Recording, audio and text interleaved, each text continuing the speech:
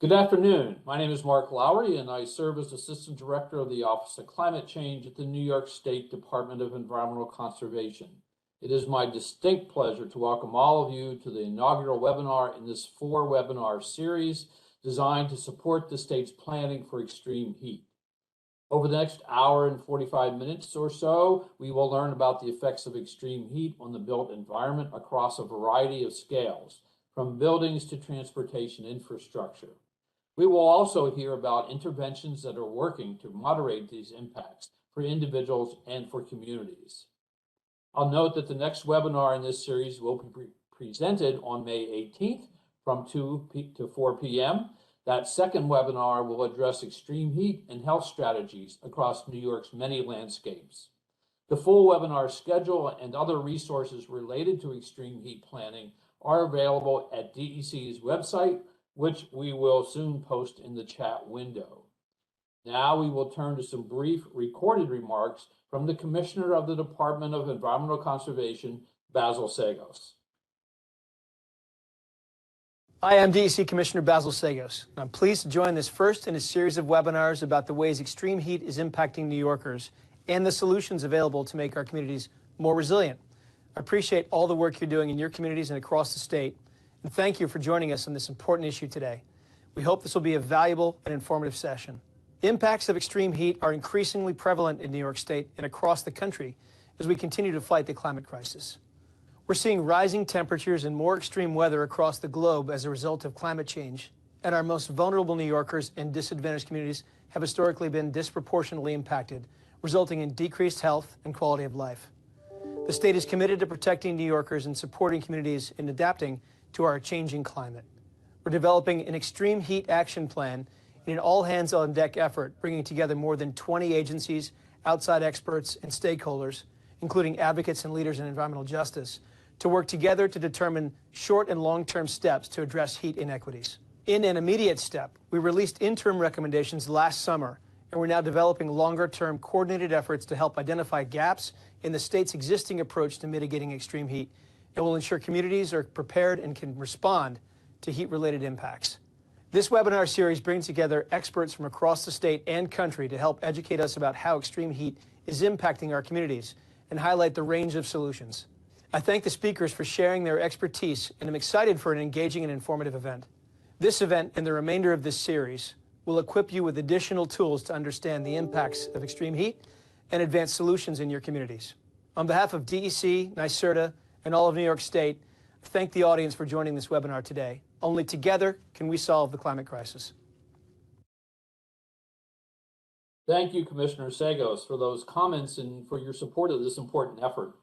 I'd like to take this opportunity to acknowledge the many state agency staff that are part of the heat planning process, all under the leadership of Dr. Leah Bockinger at DEC, Jennifer Singh-Bach and Anna Brown at NYSERDA, Dr. Nia Muscatello at the Department of Health, and Peter Ciacchetti at the Division of Homeland Security and Emergency Services.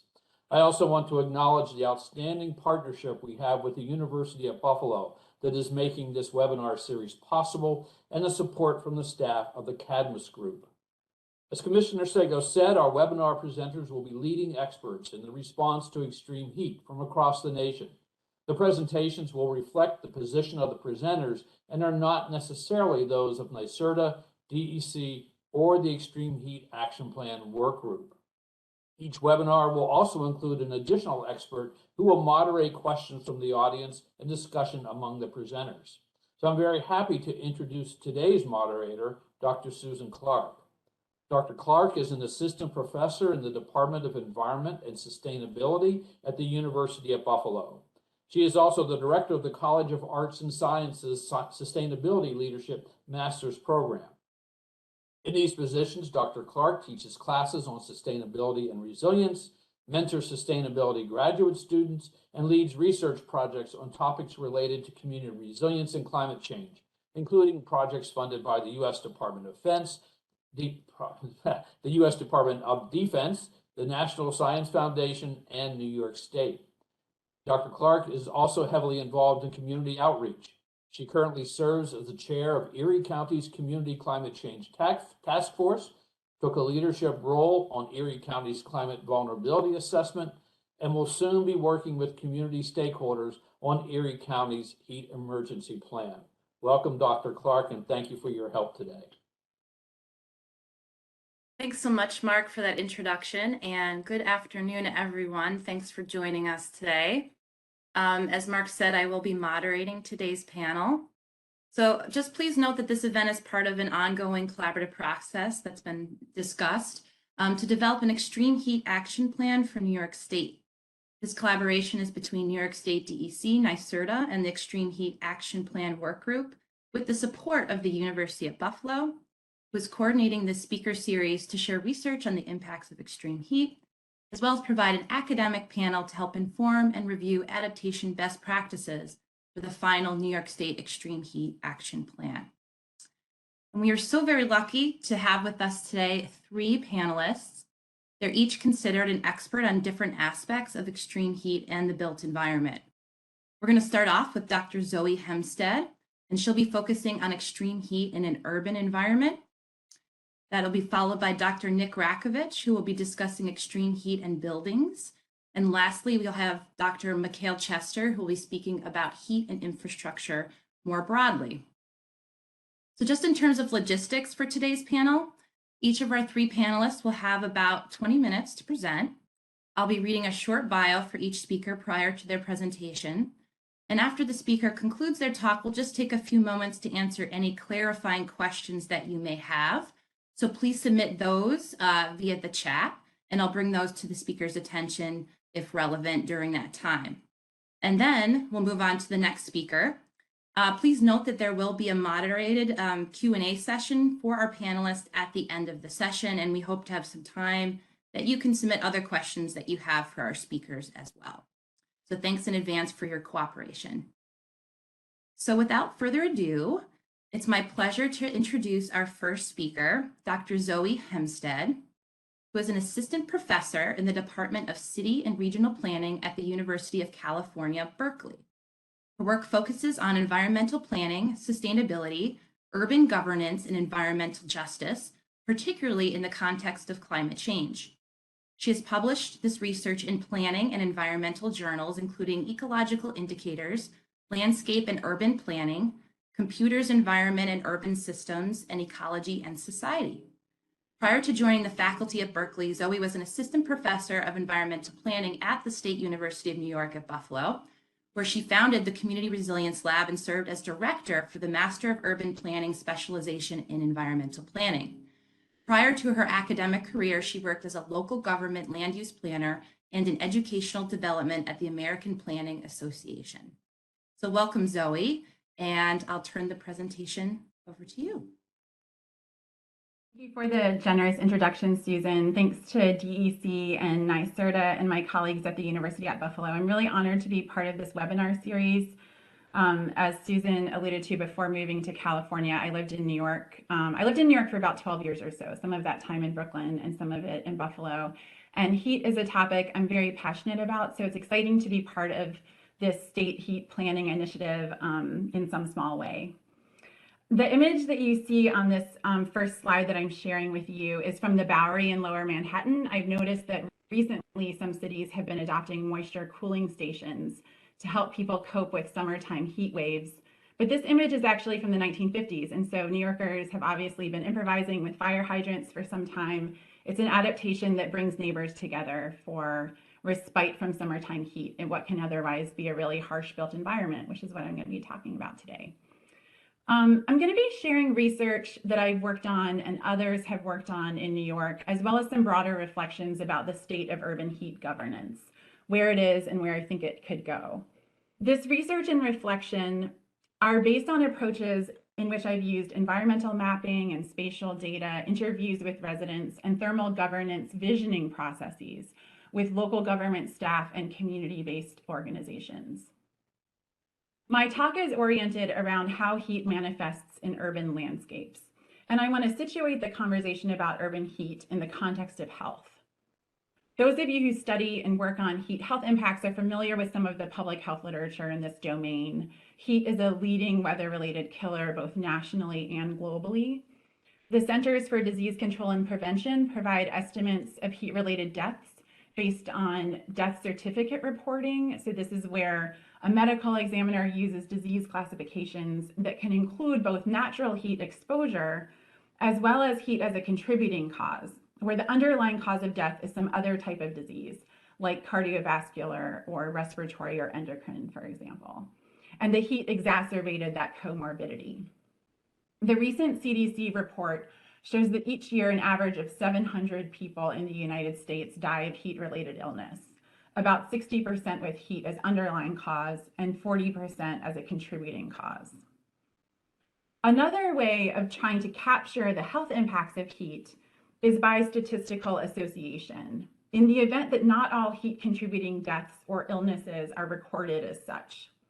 So the question here is, when temperatures rise, does mortality or morbidity also increase beyond what we might expect under more normal or comfortable thermal conditions? Next slide. This image is showing some of the results of a study in which researchers conducted an analysis of the statistical association between temperature and mortality for all 62 counties of New York. In this estimation model, the researchers included all internal or non-accidental deaths in their model, and they estimated risk of mortality during a 90-degree versus 70-degree day based on about 10 years of health statistics. Overall, they find that mortality is increasing by an average of 8 or 9% across all of the counties with these increases in temperature. The estimate for Erie County, which is very similar to that of Kings County, aka Brooklyn, is about 14%. The Bronx has a very similar risk ratio to Queens, and these 4 counties I've mentioned rank among the highest when you consider that beyond 50% increases in mortality, the counties associated with higher mortality rates also have very wide margins of error, which means that we can't be so certain about the mortality estimates above that of the Bronx. So this is the context. Heat is a major public health threat. It's one that varies over space. It varies across jurisdictions, including counties and other local jurisdictions, and across neighborhoods. And I want to talk about some of the reasons why, also what is being done about it and what more can be done. Next slide. In this talk, I'm going to describe urban climates and microclimates. How is heat produced in the built environment and how are the health impacts distributed? I'm going to talk about thermal governance. How are cities leveraging this information about urban climates and microclimates to develop heat adaptation practices? As heat planning and heat management are emerging as a new form of urban climate governance, what are some of the forms that this is taking? I'm going to introduce the concept of what I call thermal insecurity. This idea for me really has to do with what people's experiences with dangerous heat look like on the ground, and how it is in many cases shaped by structural inequities, how it's linked to other insecurities, especially around housing and energy and labor. And relatedly, I want to talk about heat politics. What are the power imbalances that structure heat inequity? How can heat planners enhance protections for an agency among people who are politically or climatologically marginalized? When I say climatological marginalization, I'm specifically thinking of people who regularly experience communities and homes and workplaces and schools that expose them to health-threatening weather like extreme heat.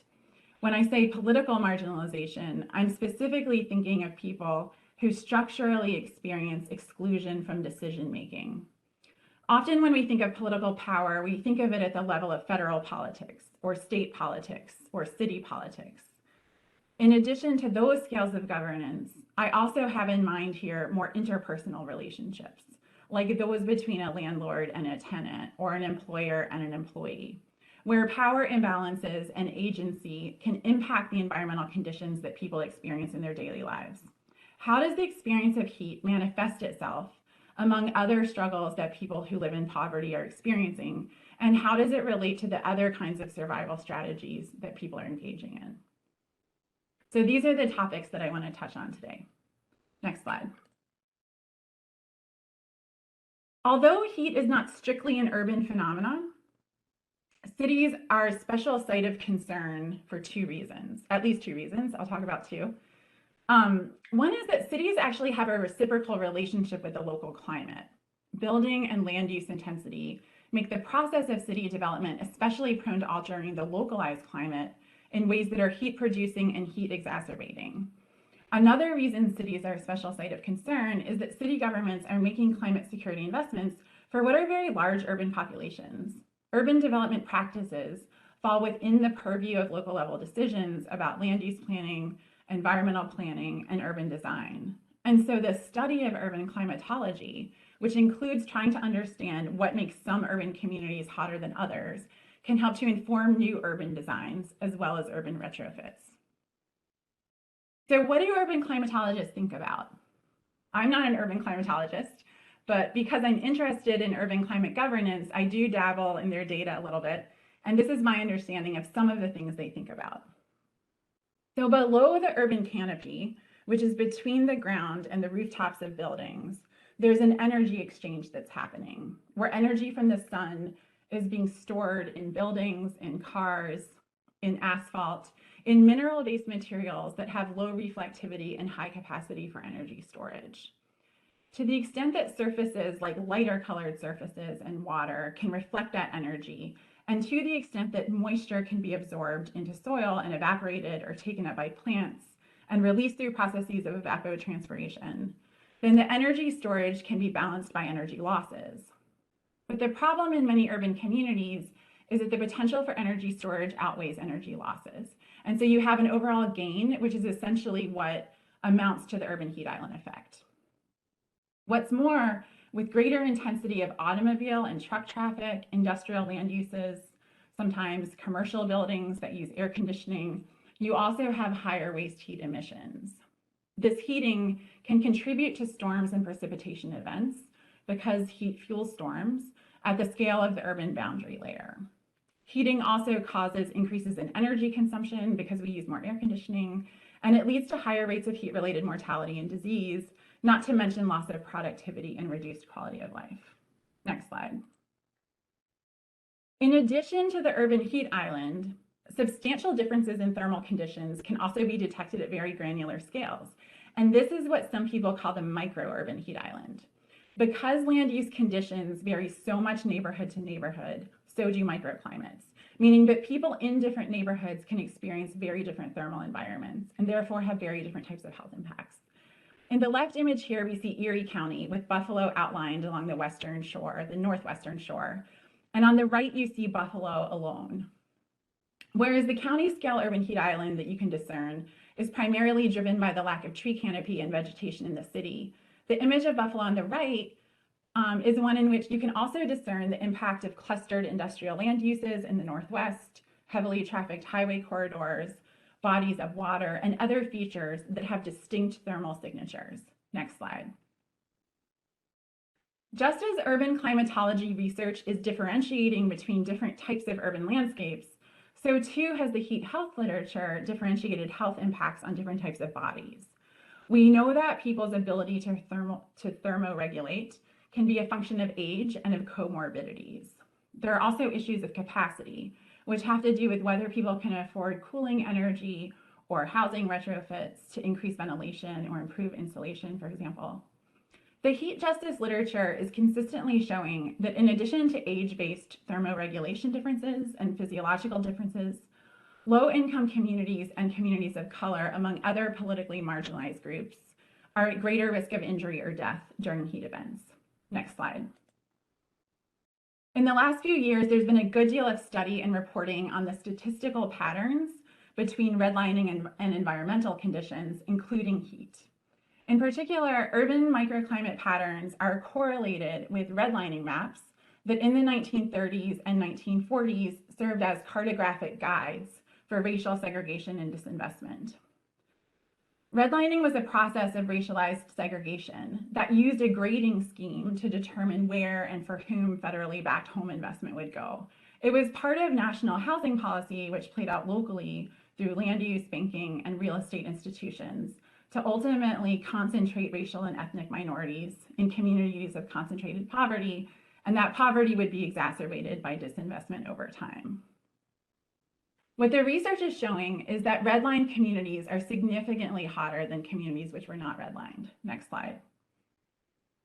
In places like Baltimore, Maryland, where this relationship happens to be very strong, Most of the lowest graded districts were in central parts of the city.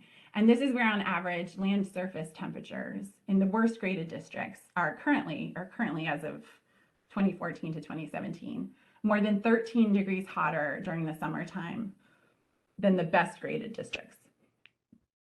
In recognition of all of these disproportionate impacts and historic environmental injustice legacies that continue to be passed on generation to generation, there's been a lot of interest over the last decade or so in trying to map out the spatial distributions of risk. Next slide. A lot of that mapping has taken the form of heat vulnerability indices, some of which are used as decision-making tools to consider where cities might be able to prioritize heat mitigation strategies. The idea here is to disaggregate various types of urban environments so that targeted heat mitigation investments can be made in communities that are the hottest and that are struggling to cope with heat the most. In this example, which I made back in the day when I was working on my PhD, the exposure index represents different kinds of land cover configurations that have distinct temperature signatures. So for example, high-rise buildings and tree canopy have low temperature signatures because of the vegetation and because of the shade that tall buildings produce. Whereas expansive pavement and low-rise buildings, like we'd see at an airport, represent a very hot temperature signature.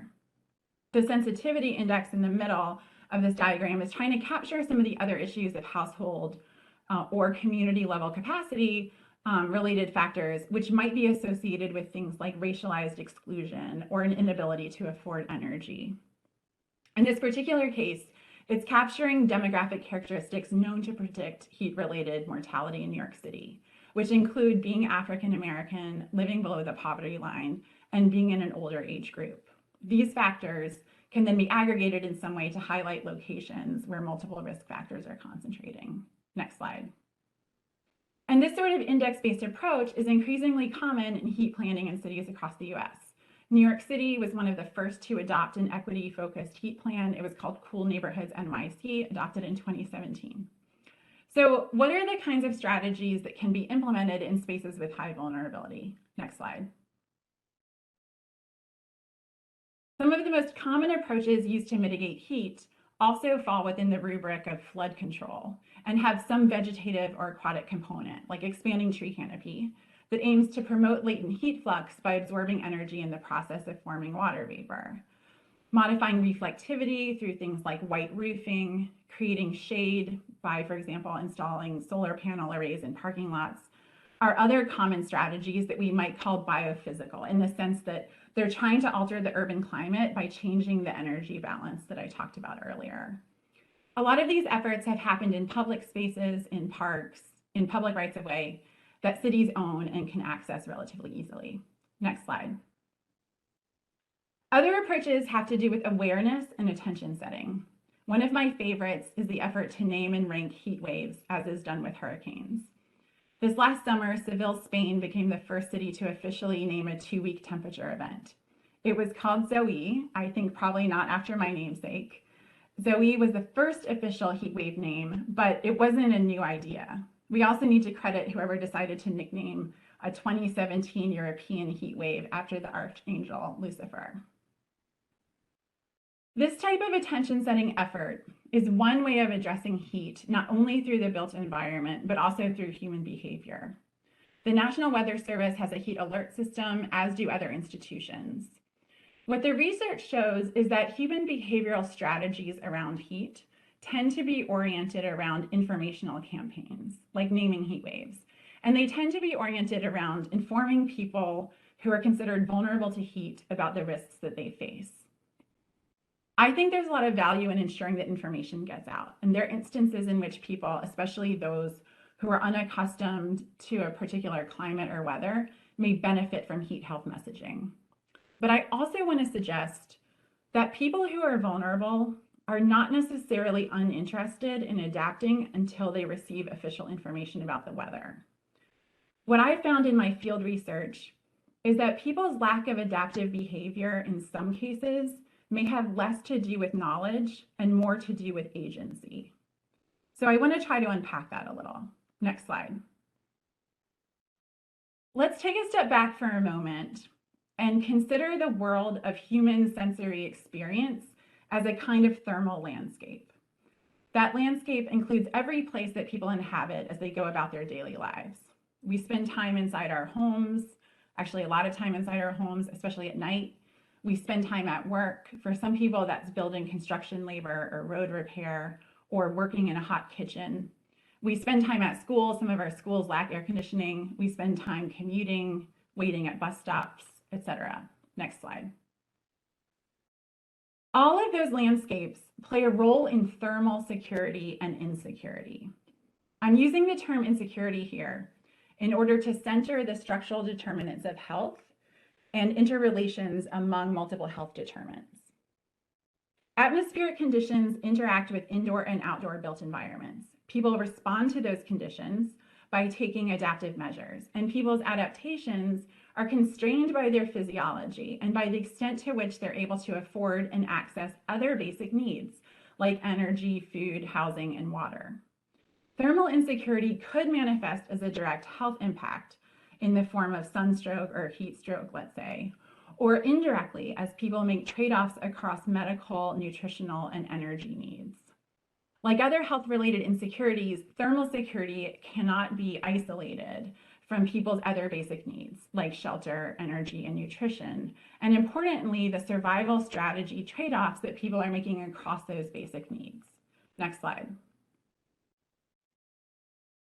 What I believe may be going underappreciated, and I see this in the urban heat scholarship, is that people who are vulnerable to extreme heat don't always have agency when it comes to the weather. What I've learned from some of my field-based research with residents in different communities in New York State, and it now just seems very unsurprising, is that people are very attuned to the forces that threaten their health. And when the weather is health-threatening, that people become very attuned to the weather.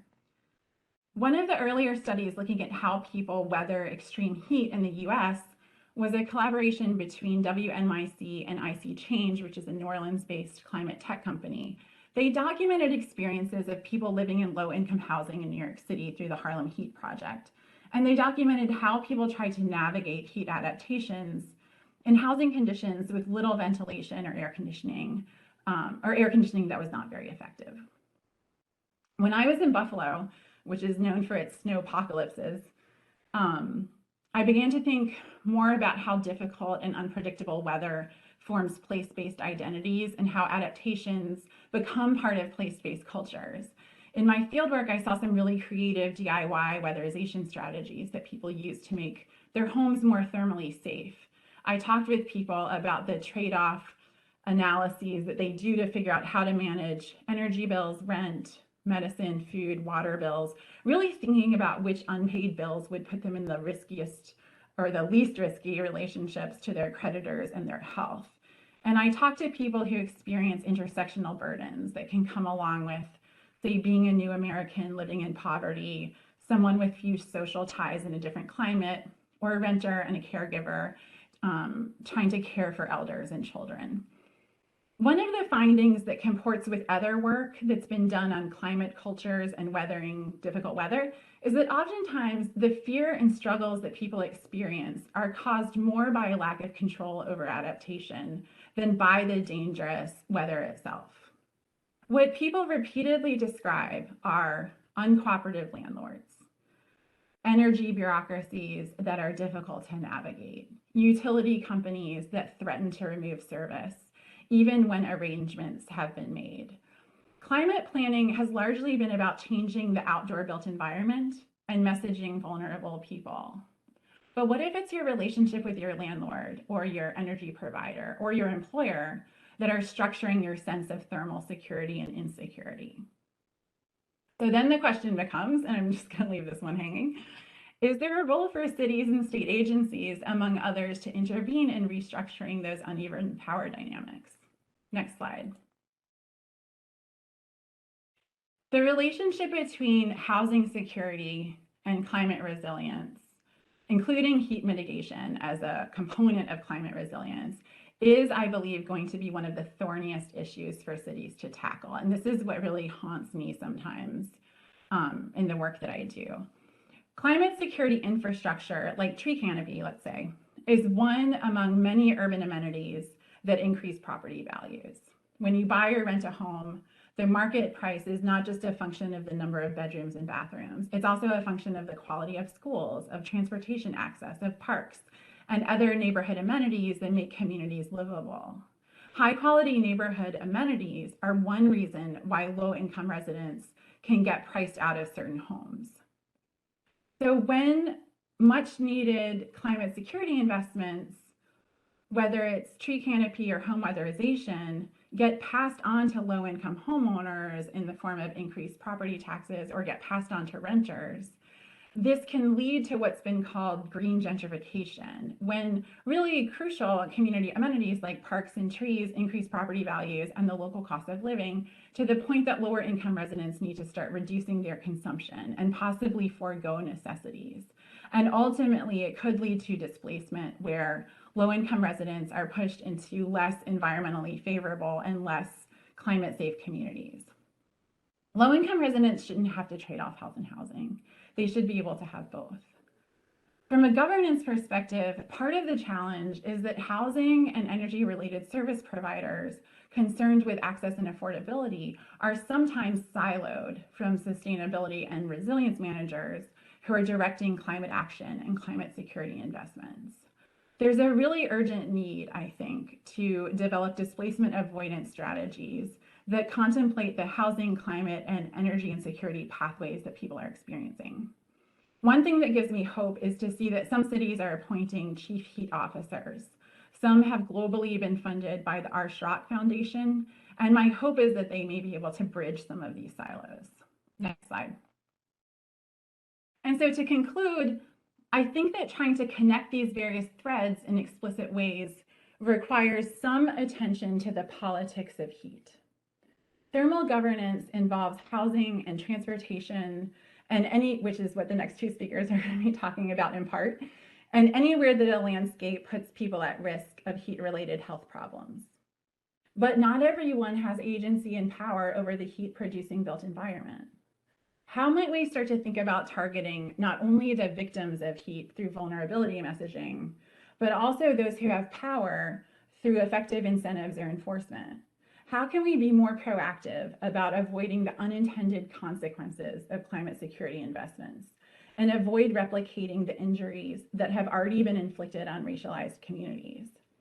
Can we adopt thermal security as a normative goal, which says that everyone deserves not only a safe thermal environment, but also agency over their adaptations to weather and to climate? Next slide. Thank you very much.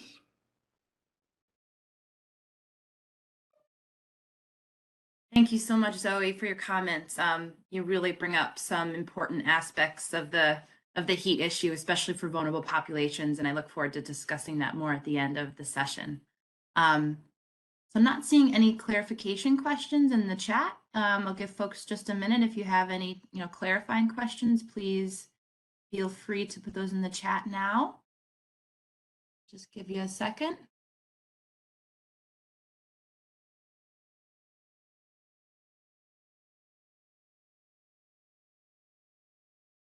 All right, great, super clear, I guess. Okay, so one chat message that just, okay, we're getting a few here. And some of these we can get to at the end of the session as well. You're being asked about elaborating on the impact of sideload agencies. Maybe just quickly clarify what you mean by that. Yeah, so maybe I'll take the example of housing to begin with, because I said that was one of the thorniest issues, I think, when it comes to climate resilience. So in the example of climate resilience investments, right, where I'm arguing that they can increase property values by increasing the desirability of neighborhoods and possibly push out residents who are already vulnerable because they might lack capacity to adaptation. They may get pushed out to even riskier locations.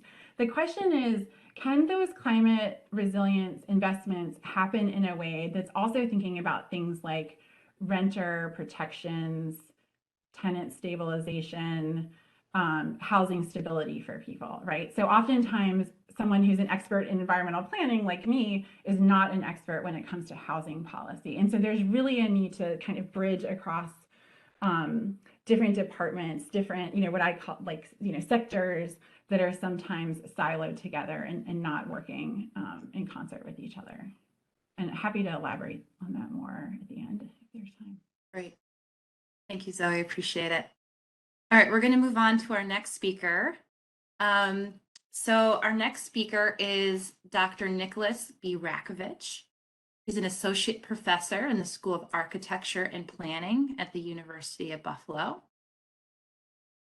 His work at UB focuses on the intersection of climate change, energy efficiency, and community development. Nicholas is currently the building sector co-chair for the New York State Climate Impacts Assessment, examining how the built environment of the northeastern US will need to adapt to climate change.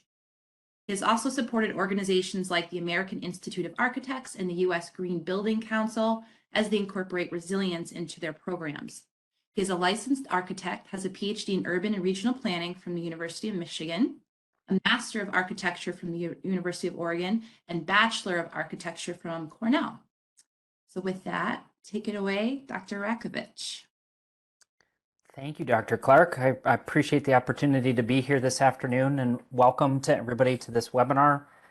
Want to thank DEC very much for the opportunity to present today and to talk about some of the work that we've been doing for the New York State Energy Research and Development Authority, or NYSERDA, to understand about how heat is going to impact and how climate change in general is going to impact the building stock of New York State.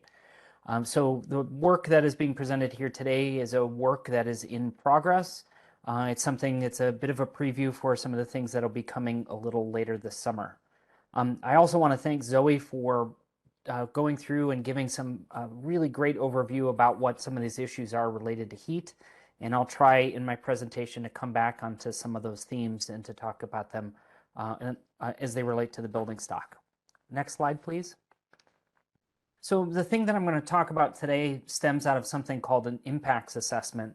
And the New York State Climate Impacts Assessment is a peer-reviewed technical report that's been in progress for the last several years and is an update to an earlier study called CliMade that provides technical information on the impacts and adaptation strategies related to all aspects of climate change. As part of that, NYSERDA has actually been working with Columbia University to create up-to-date projections of future climate conditions in New York State. And this report is something that is expected to come out later this year. What an impacts assessment is you may have heard of these things in the past on the news. So recently, for instance, when the Intergovernmental Panel on Climate Change, or the IPCC, released their sixth synthesis report, it got a lot of attention because it called attention to the climate crisis and to the limited amount of time we have left to mitigate greenhouse gas emissions to slow climate change. But there are many other types of assessments that work at different scales. There's also a national climate assessment, which is due to have its fifth report out later this year, which looks at these issues related to climate change and climate change adaptation at a national scale. But in New York State, we also have the New York City Panel on Climate Change, or the NPCC. Their most recent report that came out in 2019 talks about these issues specific to the New York City region. What the New York State Climate Impacts Assessment is doing is looking across the entire state of New York, including New York City and Long Island, to try to understand and to develop economic impacts of what climate change will be. And part of that is also to create communication materials after the technical report is written to convey that information to the public in New York State. And I, again, want to thank NYSERDA for this slide deck, and things that I'm working from are one of those communication and materials that they shared. Can I have the next slide, please? So what sectors does this assessment cover? There are 8 different chapters, and each one of the chapters cover a different economic sector within New York State. So we have agriculture, buildings, ecosystems, the energy sector, human health and safety, society and economy, transportation, and water resources. And I should say that every single one of these 8 chapters that are in the climate impacts assessment have a discussion related to heat, because it is a type of impact that is expected to really potentially cause damage in all of the different sectors. What I worked on with the team is on the building sector, and we think it may actually be one of the first time that one of these climate impacts assessment specifically included a chapter on buildings. Why are buildings important? Well, if you think about all of the different sectors that are listed on the screen, we have barns in the agricultural sector, greenhouses and processing facilities. We have power plants and substations in the energy sector. We have hospitals and medical facilities that fall under human health and safety.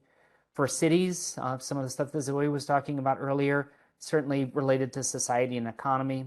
We have transportation facilities, things like airports. As Zoe showed on her slide, places like LaGuardia can actually contribute a lot to the urban heat island effect because of the large amount of runway that's available. And also on the water side, we certainly have water treatment, but we also have sewage treatment, and those are all things that'll be impacted by climate change. You may notice that I didn't mention ecosystems. Ecosystems themselves don't necessarily have buildings per se, but certainly buildings have a huge impact on the environment. And the U.S. Green Building Council estimates that the building sector itself is responsible for about 40% of our greenhouse gas emissions in the United States and more than 70% of the total electrical demand. But also, as we construct buildings onto new green sites, we result in a conversion of land from a green site, perhaps to more pavement. And as Zoe talked about, that can certainly have impacts on the urban heat island effect, but also result in things like deforestation and habitat loss. So rather than thinking about buildings per se as being their own sector and not connected to anything, I think it's actually really important to think about how buildings are connected to all the different other facets of our economy. Can we go to the next slide, please? So the team that we had to pull together this chapter was really remarkable. I'll let you read the names that are on the screen, but it included architects and engineers from all over New York State and all the way from New York City up to the North Country, folks from Western New York and in Albany. And we actually also pulled in Carrie Brown, who is an engineer out in California, to co-chair this team. I do want to say that in addition to bringing really great perspectives from a lot of different disciplines, so we had people, again, from architecture and engineering, but also from planning and looking at hazard mitigation planning at the Division of Homeland Security and Emergency Services. We also had some future leaders in the space like Bethany Greenaway, who's currently one of our students at the University of Buffalo and is in the dual MArch and MUP program, and also Megan Holton, who's a PhD student in planning at the University of Buffalo, who is now working with us on developing this plan for New York State and has really been instrumental in putting these panels together. Next slide, please. So what is this chapter that we have discussed? Well, while I mentioned that greenhouse gas emissions from buildings are about 40% of the total in the United States, this report, the New York State Climate Impacts Assessment, does not really focus on those emissions or on emissions reductions. What we're really looking at is from the physical climate changes on the left side of the screen through impacts and then beginning to identify adaptation strategies that we can begin to use for all of the different hazards that buildings in New York State will face. And so in doing that process, we're taking projections that were produced again by Columbia University, taking those and combining it with information from the professional literature, but also the peer-reviewed literature, looking and estimating what those impacts have been on the buildings and building stock, and then developing specific adaptation strategies to begin to think about how we reduce the impacts of heat on buildings, and again, the built environment, and certainly people who occupy those structures. Next slide, please. So why are buildings important? Well, it may seem obvious, but in some ways, we don't often think about how much buildings are a part of our economy. So we have approximately 5.2 million buildings in New York State. That's approximately 14 billion square feet of space. 60% of those buildings are in downstate in the 5 boroughs and Long Island, but 40% of those are upstate. And we have a very, very different mix as we move from upstate to downstate. Again, we go from everything like agricultural buildings and single-family housing upstate to high-rise residential, high-rise commercial buildings that we find in the city. So developing strategies and thinking through how heat and other hazards are going to impact those buildings is a significant challenge. One of the big reasons, though, why this is important is to also think about the collective value that we have in buildings and the building stock. Our homes are oftentimes our biggest investments that we make in our lives, but our offices are the places, and our places of worship are places where are critical to the functioning of our society. So again, looking at how those things work, but also understanding how the tax base is impacted by climate hazards is very important, because in many cities we use the value of the building stock to drive how much money we have for school, emergency services, or other things. We're also really interested in buildings, especially as they relate to heat, because the EPA estimates that we spend about 87% of our time indoors.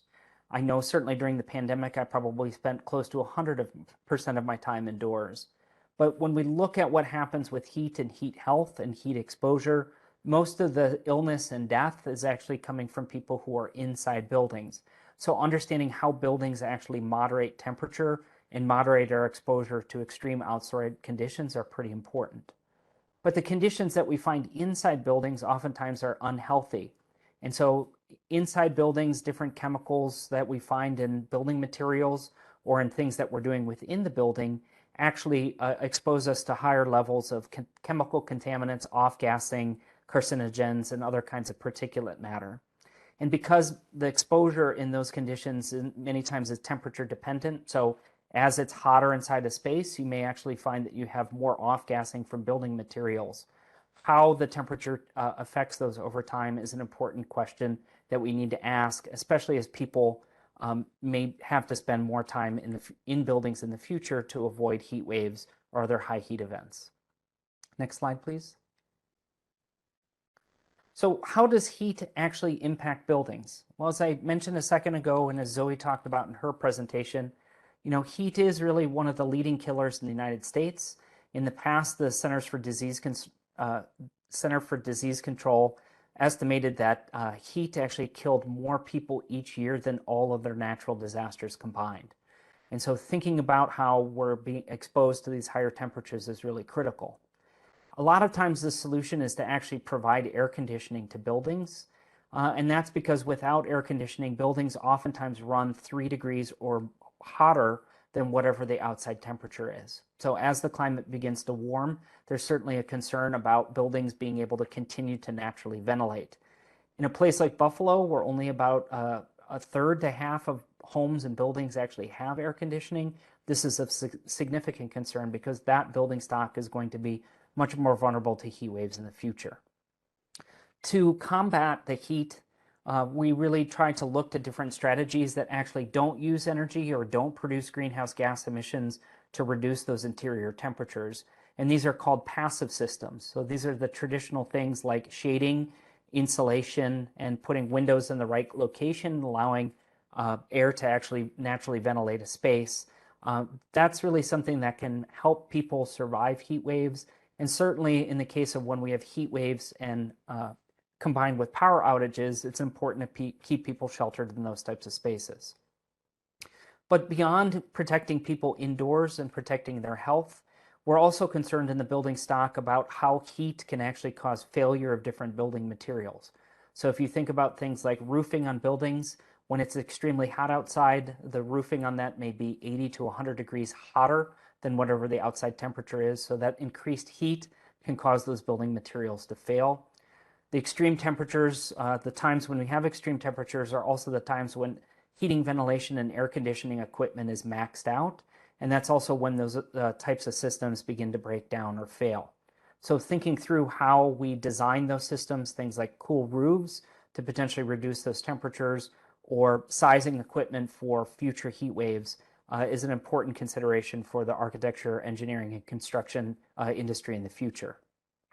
Other things that we have to contend with are reduced efficiency of different types of pieces of equipment. And so, for instance, photovoltaic panels, which produce electricity, the amount of electricity they produce can actually be temperature dependent. So as we have higher temperatures, we may actually see slightly less energy coming out of those systems. And again, that's something that we need to begin to compensate for in design. But as we're thinking about these different strategies, it's important to think about what the potential for maladaptation is. And going back to the issue of air conditioning, we don't necessarily want to provide air conditioning or to oversize air conditioning equipment for buildings, because that will drive an increased energy usage into the grid. And also, air conditioning works by actually moving that heat from the inside to the outside, and it can exacerbate the boundary level urban heat island effect, as Zoe talked about early on in her presentation. Next slide, please. So what concerns do we have, related to vulnerability and equity? I think Zoe did an amazing job of teeing up some of this conversation. I just want to add a couple things specifically related to the building stock. So we're concerned about resource and equity. So as I mentioned before, in Buffalo, New York, we actually have a lot of buildings that were built before 1970, when a lot of the energy codes came into place. We actually have, for a mid-sized city, the oldest housing stock in the country, as estimated by the US Census. What that means is that we may be exposed to higher temperatures indoors or to the greater thermal swings over the course of a year. So how we begin to provide insulation to those buildings or other types of strategies to mitigate the heat and cold is going to be increasingly important going forward. It's also an important statewide issue. So actually 2/3, about 65% of the total New York State building stock was built before 1970. And so a significant challenge going forward is not only reducing greenhouse gas emissions from those buildings, but redeveloping them in a way that we protect occupants and protect the buildings from equipment failure. Other kinds of things that are important related to the building stock. So we have amplified risks in many of the different types of buildings. So Zoe talked a lot about land use planning and zoning and how that can begin to create vulnerability. But building types themselves are important, and we have different vulnerabilities and structures. So in senior living communities, for example, folks in those homes may actually be a little bit more susceptible to higher temperatures. And so protecting through air conditioning or protecting through in the event of a power outage becomes very important to make sure we don't have increased illness and death. Also, many schools, K through 12 schools, don't have air conditioning because the assumption in the past has been that they were not in operation in the summer. But as the climate continues to warm, that may not be the case. And many K through 12 schools are used now as community centers or as shelters from other types of hazards. And certainly hospital facilities where people are at their most vulnerable, it's important to think about how high temperatures combined with power outages could really negatively impact people who are seeking treatment.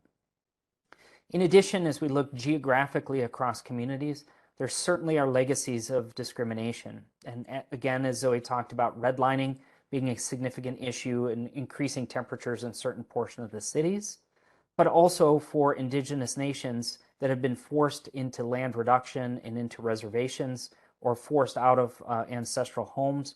That's something that really needs to be considered. And indigenous nations have historically not been significantly engaged by New York. And so it will be important to make sure that we meaningfully work with those nations as the process of heat planning. Next slide, please.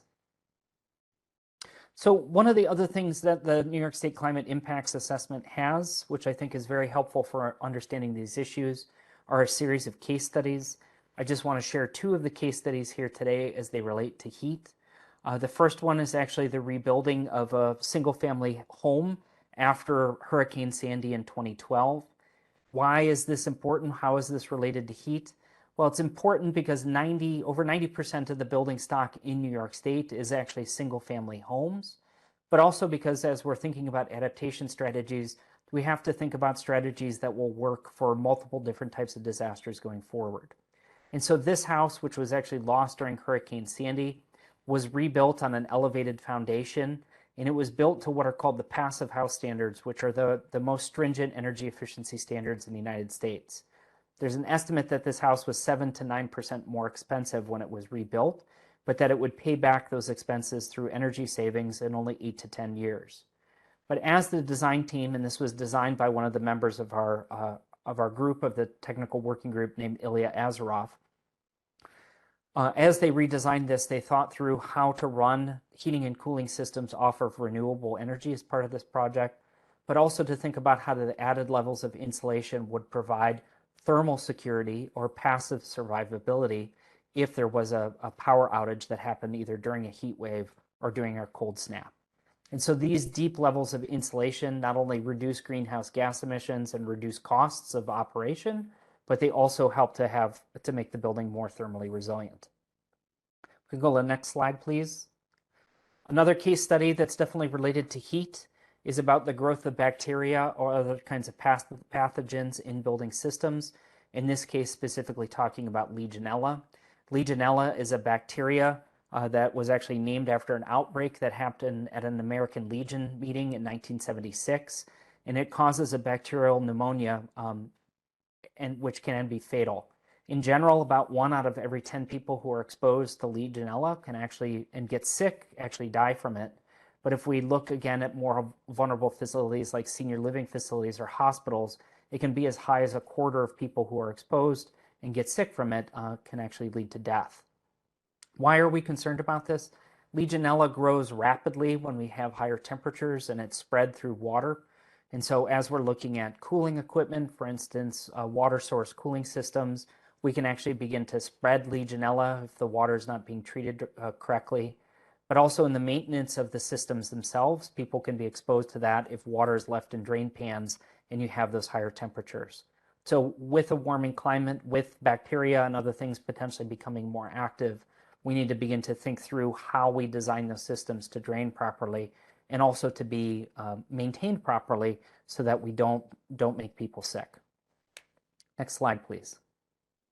And so just to wrap up here, some of the next steps that we can begin to think about, and certainly I think that the state of New York is thinking about as we're talking about extreme heat, is updating things like building codes. So we use the International Code Council in the United States, but also codes and standards, things like Standard 55, which govern thermal comfort.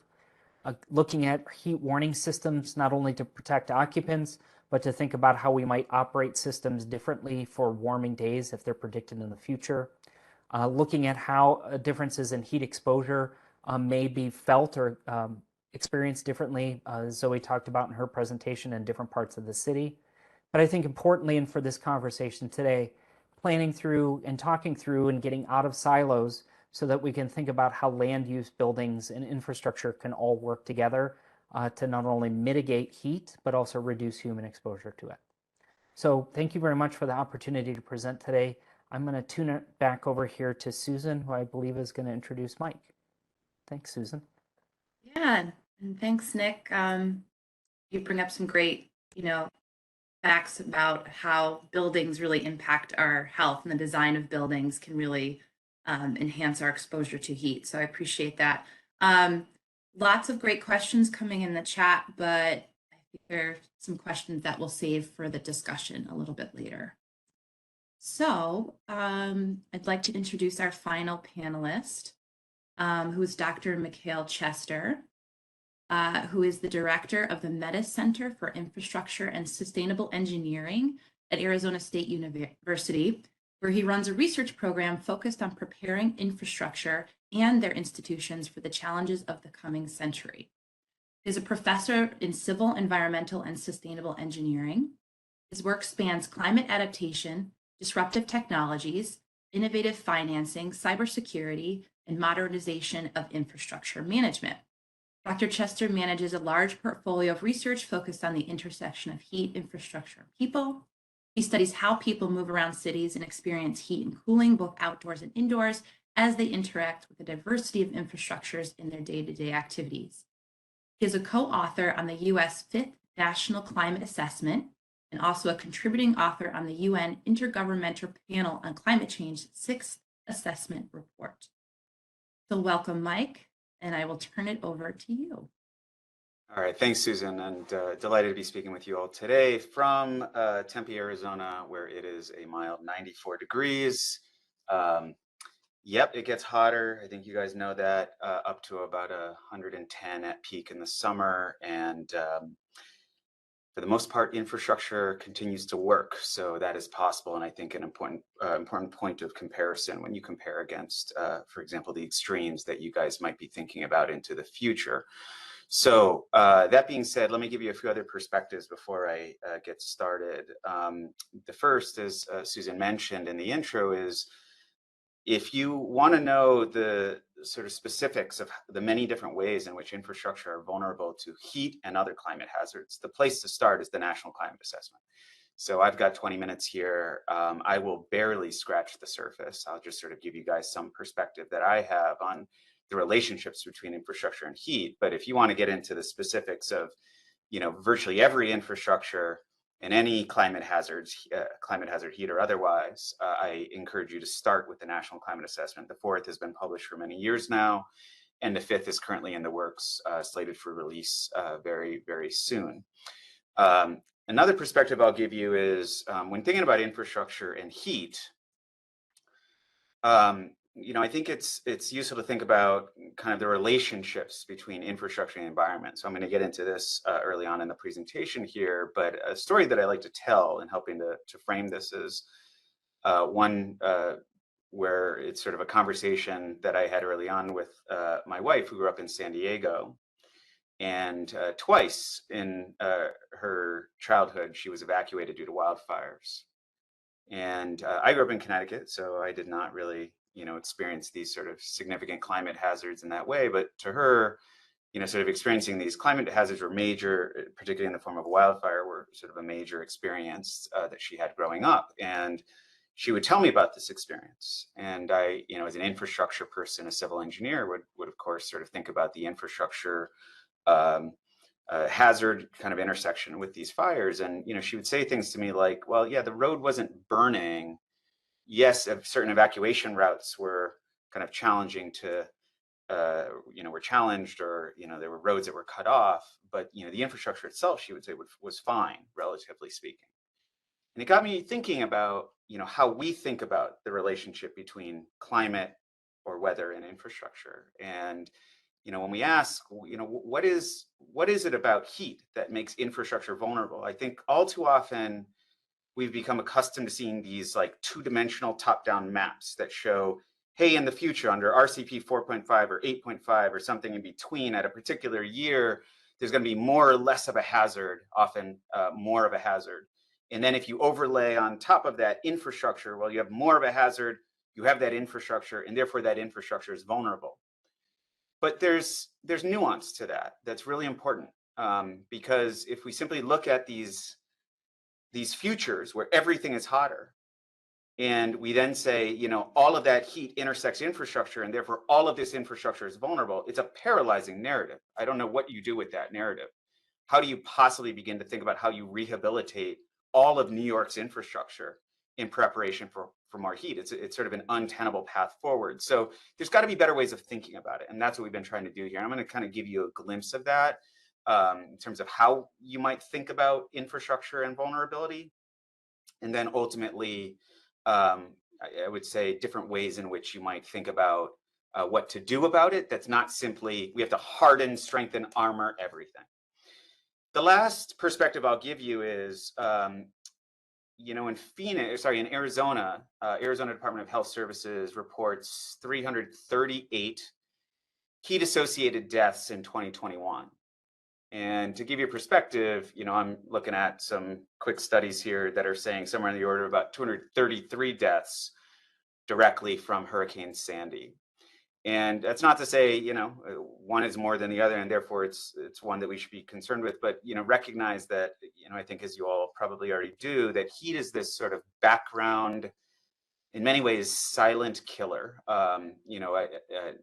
Nick and Zoe already started talking about the public health concerns with it, which I really won't get into in much detail, sort of who's vulnerable and why. But, it's sort of this sort of background issue that's going on that, is quite complex. So it involves intersecting, heat itself and microclimates and infrastructures, legacy infrastructure and gray and green infrastructure, as well as the complexity of people and, pre-existing health conditions, population intrinsic characteristics, but also the complexity of how people interact with their environments, right? All of that comes together. We don't stay put in our house.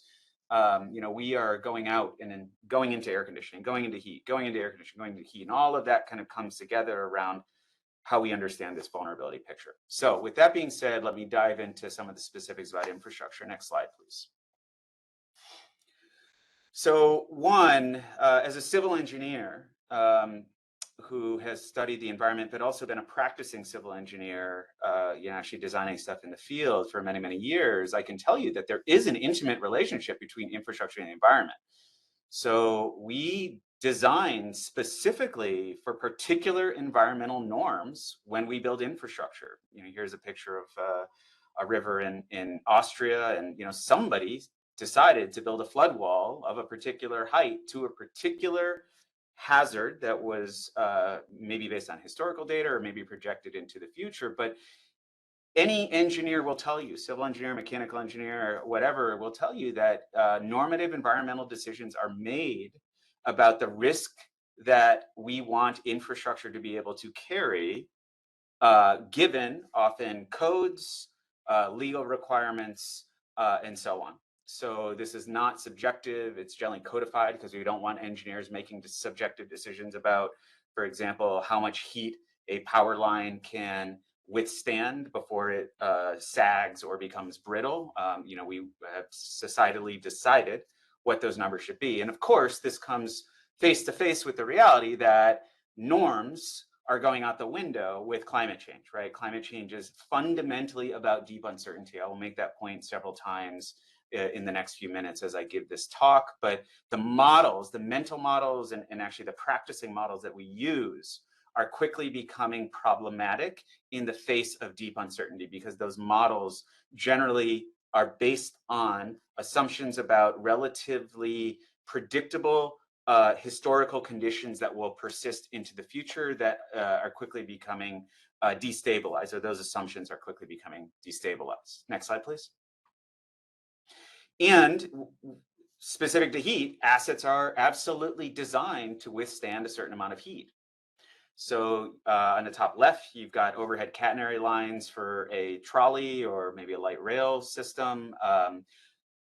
Those lines, as they heat up, will sag. There's going to be counterweights every so often that pull them taut, because if they sag too much, then you can't actually maintain appropriate contact with the train system.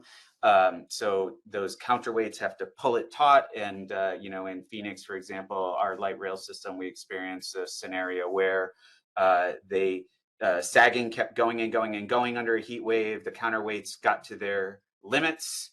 And eventually, we had a scenario where it couldn't pull them tighter and tighter anymore. And, the system was non-functional for a period of time, right? So this is an example of failure in a very different way than a catastrophic failure that we might think about.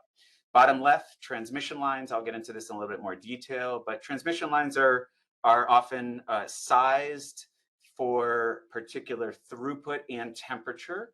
So this will be dictated by IEEE, the Professional Society for Power Systems Engineers. And, they will say, based on relative historical conditions, you have to pick, a particular statistical extreme, and that is what you design the power line for, both in terms of how long it will last, as well as how much it will sag. Sagging with power lines we care about because it might come in contact with a tree, short circuit. That was the precursor to the 2003 Northeast blackout, started in Ohio, cascaded to New York City and New York State. In the middle, rutting of a road. So asphalt. Asphalt's like baking a cake. Certain ingredients go in that give it certain parameters, but also that cake is going to perform differently if it's hotter or colder. And we design to particular design criteria, often by the American Association of State and Highway Transportation officials, as well as local requirements. And then on the right, you've got a water pump. And even a water pump is going to be vulnerable to heat. And what's interesting, or what I'm trying to show you with the water pump, is you're actually going to start to see subsystems come into play. So a water pump is not simply a pump. It's going to be a motor. It's going to have electronics. It's going to have a bunch of different subcomponents, maybe 5 or so. And each one of those are vulnerable to heat in different ways. And we can look at those particular subsystems and say, how might they, Nick was talking about this, get derated, not perform as well, have efficiency losses, for example, as temperatures go up. The manufacturers tend to know this and report this well. Essentially, they can't do as much, these systems. They won't last as long under hotter and hotter temperatures. So we design for heat in and out in various assets of infrastructure, their components and subcomponents. Next slide, please. Fundamentally, the issue that I want to get across when thinking about infrastructure and heat, or infrastructure and climate, or infrastructure and changing environments in general, is one that I describe as a decoupling. So we, of course, design various assets to be able to withstand heat or other extremes.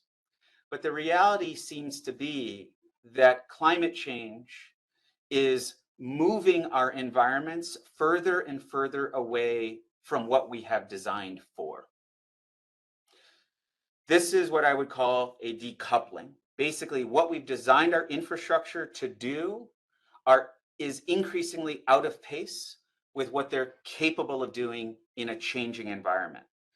Here we're talking about climate change, particularly extreme heat, but I'm going to tell you right now, you probably shouldn't be redesigning infrastructure for heat for the needs of today. You should probably be designing infrastructure for heat and the needs of the future. Maybe it's electric vehicles, maybe it's changing demand profile, maybe it's hybrid physical and virtual. There's a complexity here that I think is important to recognize, that when we think about adaptation, we don't think simply about hardening, strengthening, armoring within what we're doing today, but thinking broadly about what our needs might be into the future. Next slide, please. So to give you some specifics about the ways in which you might think about failure. So we, again, often think about failure, or it's easy to think about failure in terms of absolute catastrophe. Hurricane Sandy, for example, in the case of a hurricane, precipitation, flooding, wind, and so on. But with heat, in general, engineers will think about failure across a spectrum. And the slow bake and the shaving off of performance of infrastructure is cumulatively quite devastating relative to, for example, these one-time extreme events. So a one-time heat event will absolutely have more failure, result in a large number of failures and more failure within the system. But this slow bake cumulatively will have, I would probably guess, orders of magnitude more effect over time than these extreme events that we might think about, and might have that sort of visual impact or immediate impact in our minds. So, for example, here's a story, a really interesting story done by one of my colleagues. What you're seeing in this map here across the US, hopefully you can see the colors for New York, is the percent change in fatigue cracking. So imagine asphalt and how asphalt cracks over time. And heat is one of the reasons why asphalt cracks if it's too hot. If there's enough cracking, you might start getting potholes, you might start having large cracks that degrade tires, things like that.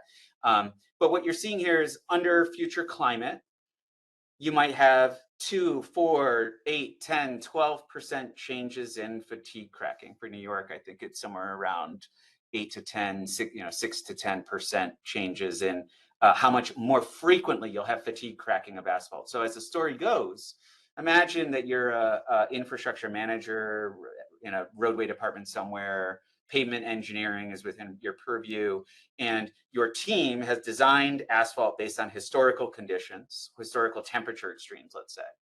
And now it's hotter. So you are experiencing this maybe 10% more frequent degradation of the system. But you haven't been thinking about climate change. You're saying to yourself, why is this degrading 10% faster? We designed it to be able to withstand climate. Maybe the construction guys screwed it up. Maybe there's something that we're not seeing.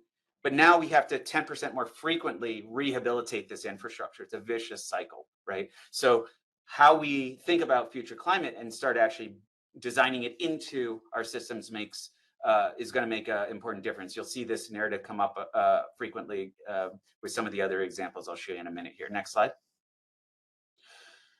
As temperatures get hotter on the power side, so Nick already started alluding to this, you're going to have a number of different dynamics going on. So Nick mentioned how solar is not as efficient. Yeah, every power generating technology is not as efficient when you introduce hotter temperatures. And it's for a variety of reasons I won't go into here. But what's particularly vicious about power is that heat affects quite significantly both supply and demand. So as generating capacity goes down, as transmission capacity goes down, demand is going up. They're working in the wrong directions from each other. You're hard pressed to find that relationship with water. As it gets hotter, do we really consume a heck of a lot more water? There's like a little bit of signal in the research that that might be the case, but it's not nearly as profound as power. Transportation, do people adjust their mobility patterns? Like I was gonna walk, but now it's super hot, so I'm gonna take a taxi. Maybe, yes, of course that happens, but does it happen on a large enough scale where it's a huge impact to the transportation network? I haven't seen evidence of this, but again, with power, absolutely, absolutely. So, here's some work that we did showing under prolonged heat conditions, you're going to knock out a fair amount of generating capacity, and more importantly, shrink your reserve margin, shrink your safety margins on the system. Next slide, please. Similarly, on transmission. So I showed transmission lines. I talked about it earlier, and I'll just sort of mention that, you can't move as much electricity through power lines. This isn't power lines falling apart, unraveling, becoming brittle, that sort of thing. It's simply in order to maintain safe performance levels of a transmission line, the power utilities are simply going to move less electricity through those lines during extreme heat conditions or during just hotter conditions in general. You're shaving off 4, 5, 10%. I keep showing these numbers, 4, 5, 10%, or so, and you may be saying that's not big. Multiply that over all of your assets, and that is an enormous, enormous problem. Next slide. Similarly on water, we basically asked what happens to Phoenix's water network as it gets hotter and things start to get derated and break more frequently. And, similarly, 10%, 20% increases in numbers of failures, how quickly you have to do proactive maintenance, how quickly you have to replace parts. These sorts of things start to appear, and again, you run into these narratives where a water utility is going to say, we don't have enough money to maintain the system as it is, let alone rehabilitate 10, 20% faster than we've been doing, under current conditions as we have to adapt, right? So it's again, sort of a vicious sort of problem that we have, and one where I would kind of suggest a more surgical approach to how we decide what to invest in, which I'll talk about starting now. So next slide, please. So what do we do about this? Again, I'm going to tell you guys, I don't find it useful to hear this narrative that all infrastructure are vulnerable. We got a ton of infrastructure out there. Some of it is older, some of it newer, but it's all vulnerable. And therefore we got to harden, strengthen, armor it against, 5-degree hotter heat waves. You simply can't work with that narrative. I don't know, how you actually arm somebody with decision-making capacities with that narrative. So I'm going to think about this a little bit differently.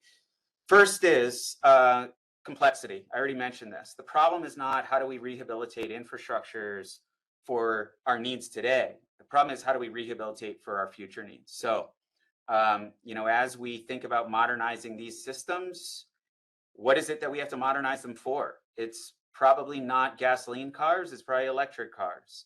It's probably not, people going to physical banks. It's probably, a lot of people doing hybrid activities or virtual activities where, you might think creatively about, how you might triage and allow certain buildings not to have electricity and in place have those people work from home.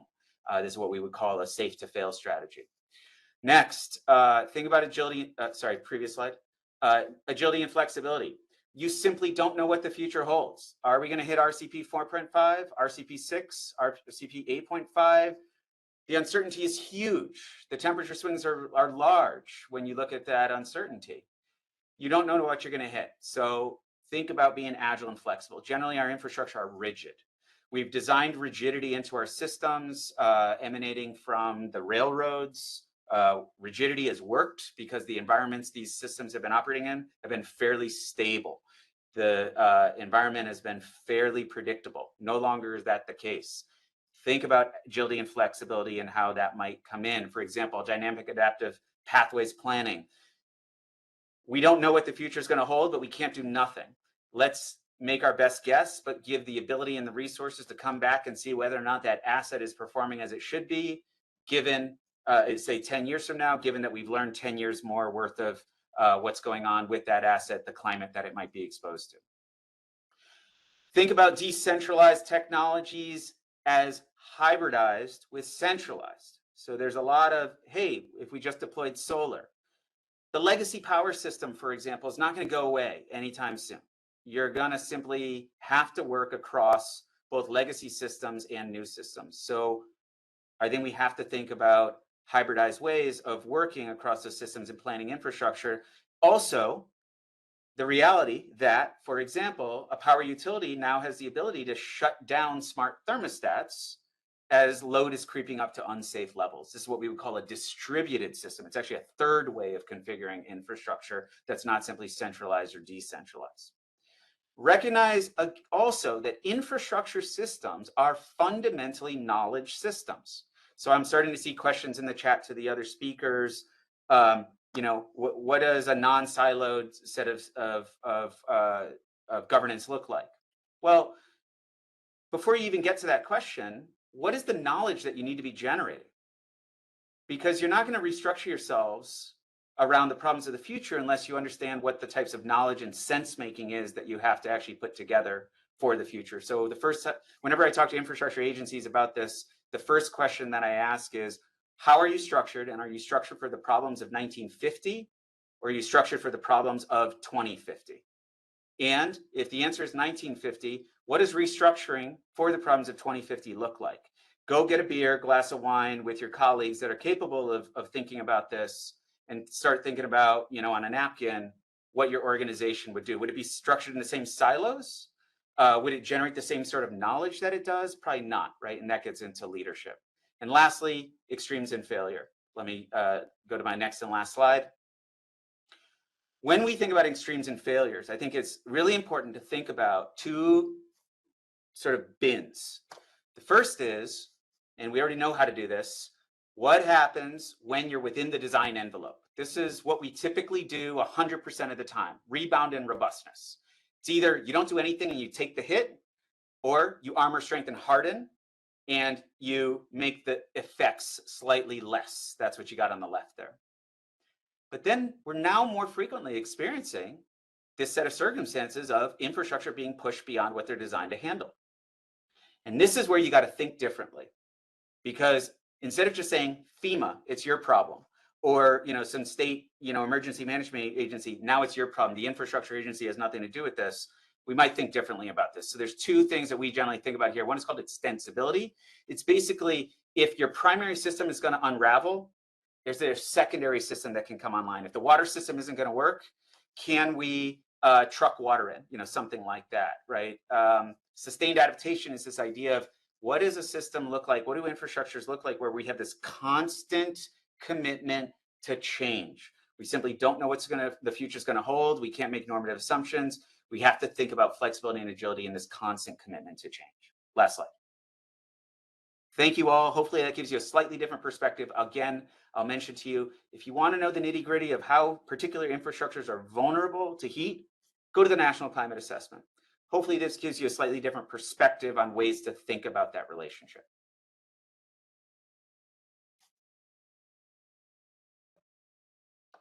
Thank you so much, Mike. I really love how you refer to like the slow bake of heat and its implications for infrastructure versus more of these like extreme one-off type of events. I think it's just a different way to think about it. And it's very compelling. So thank you very much for that. Again, lots of great questions, but I'm not seeing any clarification questions at the moment. So at this point, I would like to move on to our question and answer portion of the event today. So I do have some overarching questions that I'd like to ask the panel, and it'd be great for all of you to weigh in on these questions as it's relevant to what you do and your expertise. So the first question is, what heat-related adaptation interventions or actions are most exciting or promising to you right now, and why?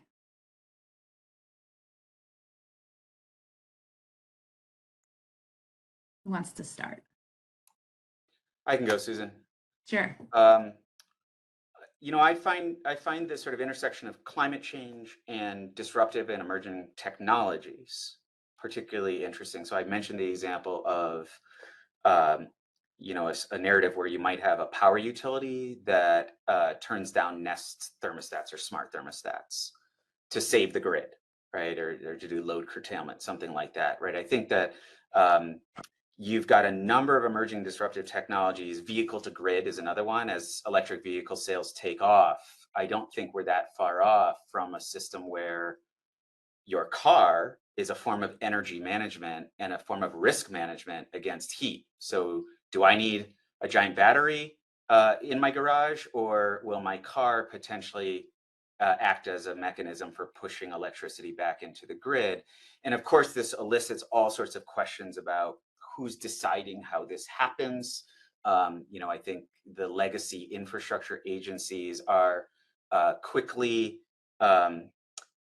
becoming not just incapable, I think it's a strong word, or their sort of mandate is quickly reaching its limit relative to what these technologies are capable of doing, and basically who's deciding what these technologies are doing. So I think there's a lot to be thought about there.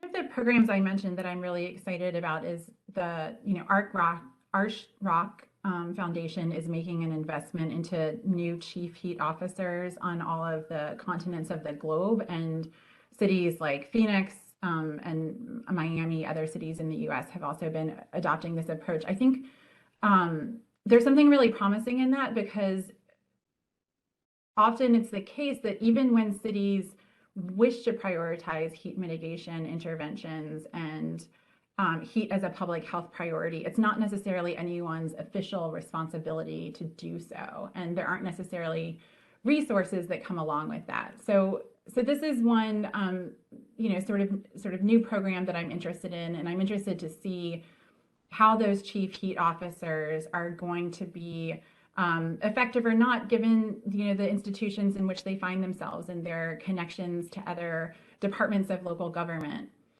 I'm also really excited, and this is not, I do get excited about new technologies.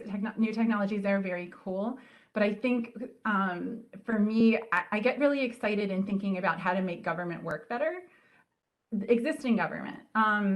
I'm really interested in efforts to increase the uptake of energy benefits, like weatherization programs. Energy programs tend to have very low uptake relative to eligibility and entitlement. And so what can be done to improve the uptake? I think that oftentimes bureaucracies are under-resourced and can't address the challenges. And my hope is that climate efforts can bring more attention to that, how to make bureaucracies work better. One other quick thing I want to mention is I had talked about the sort of unintended consequences of climate resilience investments. There's a program in the state of California called Transformative Climate Communities, which is leveraging the cap and trade funds to make climate resilience investments in environmental justice communities. And it requires that those communities develop anti-displacement plans as part of those climate resilience investments. And so I think that is a really interesting, way to couple housing with climate and avoid some of those unintended consequences. I guess I would just add maybe somewhere between what Zoe and Mike both just said. I'm interested in some of the different solutions that people are coming up with where we don't take heat as a problem and displace it onto other organizations. So some of the work that people are doing from an engineering perspective to try to take heat, that comes out of buildings and to use it for the other purposes we might need for industrial purposes or things like that, I think are great ways to not just like with an air conditioner to take heat from indoors and put it onto someone else. But also some of the ideas around managing things perhaps on a seasonal basis. So in the chat, someone asked about geothermal systems. There's also work on actually doing seasonal energy storage, where you take the excess heat that you have in the summertime and actually put it into the ground to use it in the wintertime. And that's something that has not only kind of an energy and greenhouse gas emissions benefit, but doesn't perhaps contribute to the urban heat island effect and displace that heat onto other people. So I think some of those things, some of these newer ideas, it really is the policy and the technology kind of going hand in hand. And that's what makes it particularly challenged to implement some of these things in practice. Great, thank you. And you did address a few of those questions in the chat as well with that answer, so I appreciate that. Okay, let's move on to the next question. So what maladaptation challenges should one be thinking about in their climate planning work? And do you have any strategies you would recommend for planners to avoid maladaptation?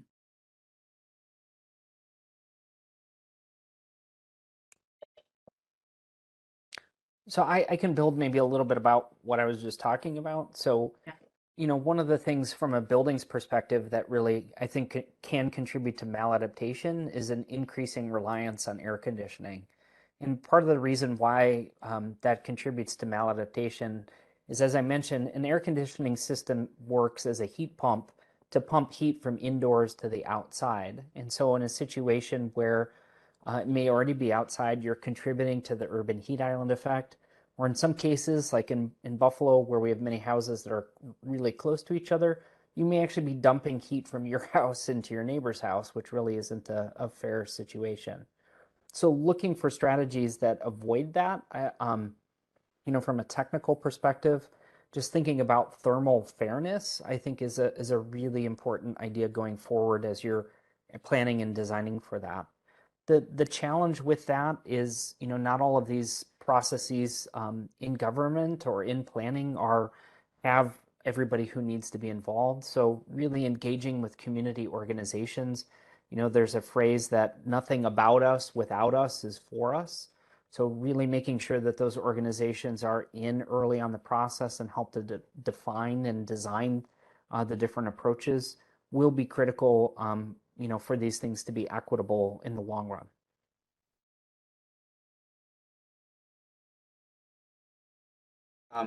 So from an infrastructure perspective, we often think about both criticality and vulnerability. So not all assets are equal. There are assets that you can lose where the system will be relatively okay. There will be few impacts, possibly no impacts. Again, I keep saying this, and I want to emphasize this sort of blanket kind of idea that everything is vulnerable and everything needs to be made more robust is, I believe, untenable. Like, I think it's just a paralyzing narrative. Instead, what I would encourage are approaches where, one, you think about understanding both criticality as well as vulnerability. So criticality is, you know, are there, for example, certain assets that we could allow to fail and have a plan where whatever that system is, roads, you know, power, water, gets rerouted, changed, extended with maybe a secondary system to pick up that slack, so that you design in the consequences of the failure in the management of that failure and how you're doing the infrastructure design. Secondly, not all assets are equally vulnerable. It's not the case that everything will get hotter. You know, just like it's not the case that there's going to be more precipitation and more flooding everywhere, right? You might actually have pockets, as Zoe was saying, where, you know, there's very big differences in what's playing out. You know, if you look, for example, work we've done on wildfires, post-fire debris flows in California, there's certain places where California gets more precipitation extremes. There's places where it gets less than it's currently having. So when we think about vulnerability, we might say, let's focus on the places that are getting more of the extremes and where you have highly critical assets. And by the way, vulnerability also should include thinking about what these assets were designed to do. So Nick touched on this. In a place like New York, you've got quite a spectrum of really, really old stuff and new stuff. We don't have that problem in Phoenix. Like, good luck finding something that's older than like 1975 here. It's really tough to do. As such, when I, as an infrastructure person, think about a place like New York, I'm actually way more concerned about heat in New York than I am about heat in Phoenix, because we've relatively been designed for it. You guys have not. A 5-degree increase in extremes in New York is probably going to have a much more severe impact than a 5-degree increase in extremes in Phoenix. So, think about this sort of relationship between what you've already designed for and what the future holds, and that uncertainty. And in places where you've got a lot of older stuff, you probably want to focus resources there. I appreciate both what Nick and Mike have said. I appreciate what Nick said earlier about air conditioning being a maladaptation in some sense because it increases energy consumption and neighborhood scale heat, even as it's cooling someone indoors. And so it's really important to think about how everything we do to mitigate heat is connected to energy consumption and connected to the urban heat island. At the household level, I think that the question of health is often about having to make trade-offs.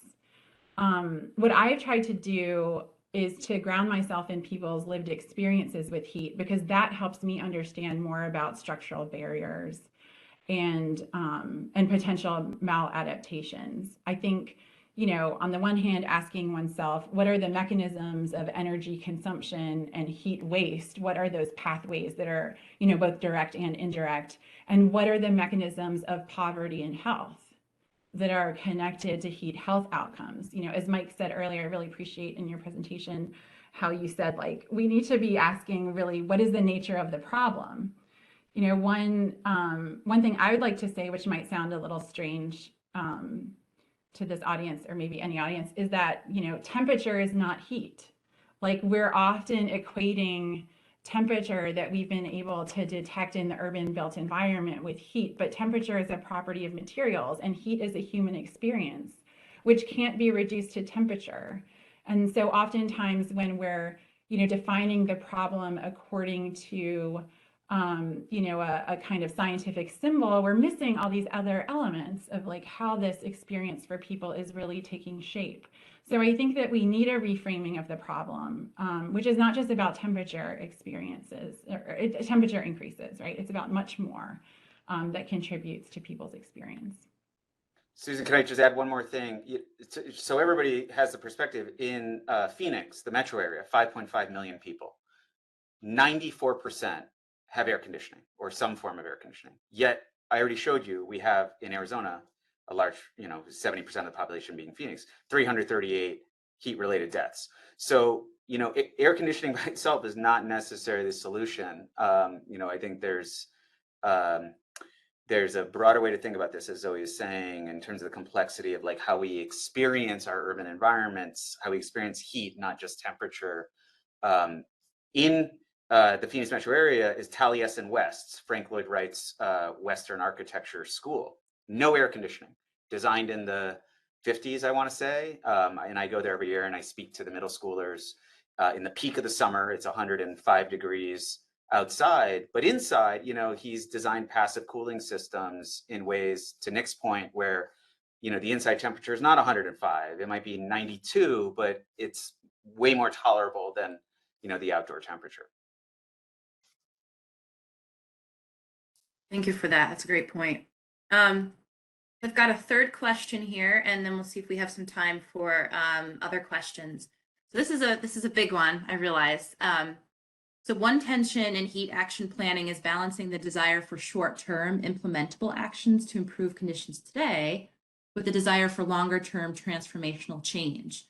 So what guidance do you have for people working on adaptation planning regarding this issue?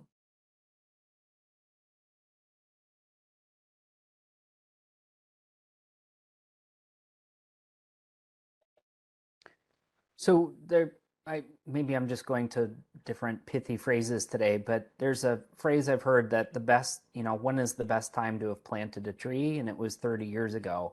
And what's the next best time to plant a tree? It's today, right? And so I think thinking through about how different strategies aggregate up over time can help to prevent some of the paralysis that we might see by not wanting to take action or not thinking that it's going to have meaningful action today. And I think one of the other really important things for how the climate changes is to think about, how we want to prioritize systems that may last the longest. So in buildings, for example, the design of the walls, the design of the roof, the design of the foundation are something that are going to be with the life of the building, which might be 80 or 100 years. And so getting those things right today for what we expect climate change to be down the road is really important. All of the other things inside, like the furniture, fixtures, and equipment, the HVAC equipment, over that 100-year period, we may go through 2 or 3 cycles of replacement. And so we don't necessarily have to worry about getting it perfect today on those types of things, because we'll have chances as we update things to continue to work with that. And so, as we think about strategies, then it's about getting the right amount of insulation in the walls. It's about getting the building oriented the correct way on the site and designing a foundation that might deal with different hydrological conditions. And those are all things that we have the capability to do right now. So.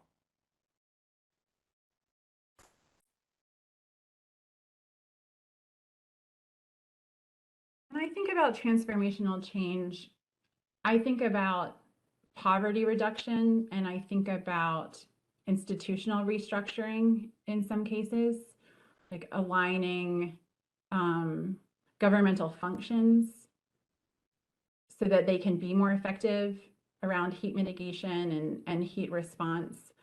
And I don't know about this trade-off between short-term actions and longer-term transformational change. I think that, there are lots of untapped resources in what already exists. I think that we're fortunate to live in a country where there are lots of resources, and perhaps we just need to unlock them better. I think we talk a lot about limitations and constraints, but financial and otherwise. But I think that we have a lot of capacity, and that we ought to be able to make great strides on both short-term solutions and also while also engaging in poverty reduction, housing security, energy security, and thinking about how to align government to really really protect people against climate threats. Yeah, I mean, I'll add to that. I mentioned the concept of agility and flexibility, which is one that we've done a lot of work on and advocated for. And that's not simply to say that everything should be disposable. No, it's more recognizing that we need to be able to make decisions at pace with the changing environment around us, right? And in this case, you might be talking about heat, but we could also be adding on a number of other layers, right? Changing technologies like electric cars, or how we demand what our cities, our infrastructures, or our towns do for us. And generally, we do the opposite of that. We do rigidity, right? And we've gotten away with that for a long time because we could reasonably confidently say, this asset that I'm going to plop down here, assuming these normative weather or historical climate conditions, is going to experience those normative weather or historical climate conditions for the lifetime of the asset. And that seems to be no longer the case, or at least somewhat problematic, right? And to me, this is fundamentally a question of not simply short and long term, but how do we adjust, to Zoe's point, what our institutions are capable of doing, making sense of what type of knowledge they're able to generate, and ultimately what types of services or assets they can deliver that match the pace of this environment change. And I think that there's no silver bullet to this yet. I think we largely default to this like robustness focused thinking. I think we're getting better at letting the environment back in, green infrastructure, also doing things like building social capacity, recognizing that there's this relationship between social, ecological, and technological systems. But in general, I would say our institutions, the way we plan and design, just haven't yet modernized. I don't know if they have any incentive to modernize, right? To be able to keep pace with this problem. Thank you. Yeah, and so there was a good question in the chat, and Mike, you kind of spoke to this already, but I'd love to hear if Zoe or Nick have particular comments. And it goes back to, Zoe, your comment on sort of the siloed agencies. And so one of our participants is asking, how do we address this problem of siloed agencies and organizations, which tend to be, because of inertia, just very challenging to sort of break through those silos, and when it's really a risk when people go outside of those silos. You have any comments on that? Yeah, I mean, it's fundamentally a governance question, right? Yeah. I think, and it also needs to be very sort of institutionally place-based. What are the incentives that people have to take particular actions as a city staff person, right, in the sort of daily workings of their job? Like, what are they incentivized to do, and what are they disincentivized to do? Like that question needs to be answered, right? And then we need to think about, like, well, how do you incentivize other kinds of activities? So, often people are not rewarded for engaging in collaborative efforts across departmental silos that aren't in their specific job duties. So how do you make it within their specific job duties? I think, yeah, I mean, maybe I'm sort of thinking about it in like behavioral economics terms, right? How do you get the incentives for people to do a job that they probably very much would like to be doing?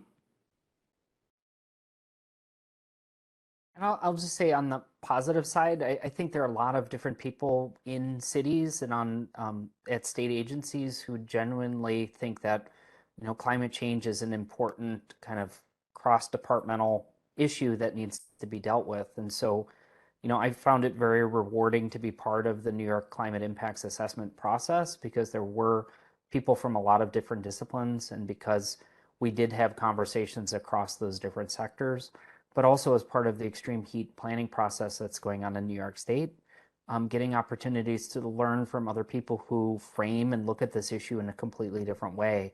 I think when we all go into it and are trying to learn from each other and figure out how we can work together, like there can be both the carrots and the sticks in terms of ways to get organizations to think across silos to make some of these things happen. So I think it's all hands on deck, as we're talking about climate change, and we really have to look to all those different behavioral strategies, to make this work.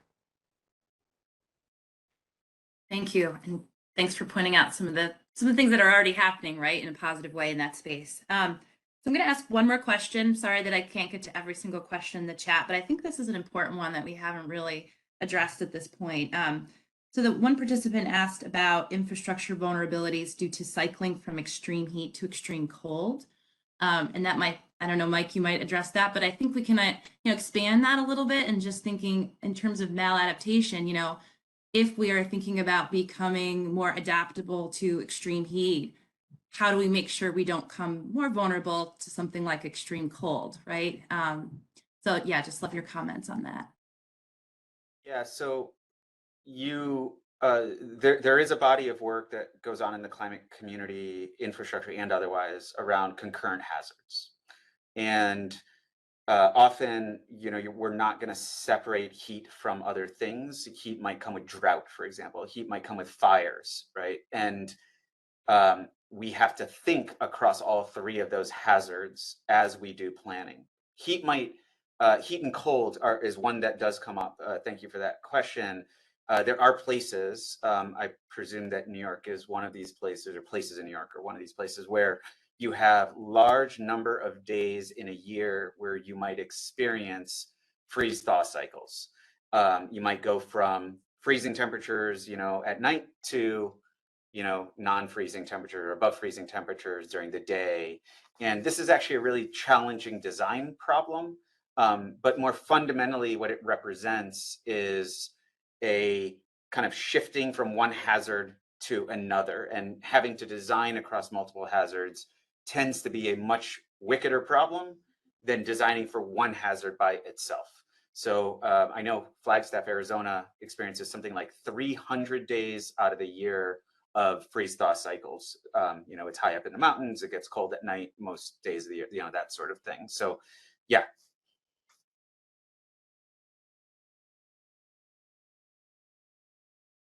I mean, to build on that, freeze-thaw cycles are something that, at least in architectural design, that we deal with all the time, and we have to account for expansion and contraction in different systems.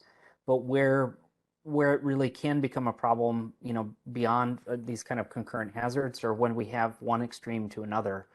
And in Buffalo, as an example, when we had Snowvember in 2014, it went from being 7 feet of snow in the south towns to 70-degree weather in November, where all of that snow melted. And, thinking through what happens in those types of situations and being prepared for it, it's not just a function of temperature. It really can be causing a lot of other hazards to happen along with that. And I think one of the other things, especially in the Great Lakes region, is wherever the temperature of the Great Lakes go, so go most of the communities that live along it. And so here in Western New York, we had some of the warmest temperatures in Lake Erie in late October and November. And those resulted then in tremendous amounts of snow when we had the slightest cold snap. And so some of those things that might be a bit more of a surprise are things that we need to anticipate and really begin to plan our systems around as well. It's in addition to the trade-offs that Mike and Nick have pointed out and the difficulties with sort of short-term shifts in weather and surprise events, I guess it's also worth pointing out that in some cases, the adaptations to heat and cold are similar. I think, probably Nick could speak more on this when it comes to the indoor built environment. There are benefits on both ends of the temperature spectrum to enhancing insulation. Also, temperatures on both ends of the spectrum can be moderated by green space and aquatic ecosystems. So it's also, and we had a lot of discussions about this in a collaborative project between Tempe, Arizona, and Buffalo, New York several years back, which Susan and Nick participated in. Maybe Mike did too, a little, somewhat. We just had a lot of conversations among emergency managers and environmental planners about, some of the striking similarities, right, in how people cope with temperature on both ends of the spectrum. So it's worth thinking about, those kinds of synergies as well. Great, thank you so much. So with that, I think we're going to conclude our event today. I just wanted to take a moment first, though, to thank all of our panelists just for your enlightening presentations, your effort and time that you've contributed to the planning efforts at New York State, and it's just really very much appreciated. I think I learned a lot. I'm sure all of our participants did as well. So I just also wanted to take a moment before concluding just to tell you about our next webinar. And I know it's been mentioned already, but just in case you joined late, the next webinar related to extreme heat will be on Thursday, May 18th from 2 to 4 p.m. right here on WebEx. The event is entitled Extreme Heat Health and Policy, Strategies Across New York's Many Landscapes. So it will feature Dr. Augusta Williams from the State University of New York Upstate Medical University, Dr. Diana Hernandez from Columbia University Mailman School of Public Health, and also Dr. Deborah Aller from Cornell. So we'll explore the impacts of extreme heat across New York's diverse geographies and communities. This includes urban heat islands, rural and suburban communities, workers, and how extreme heat intersects with housing, energy, and agricultural sectors.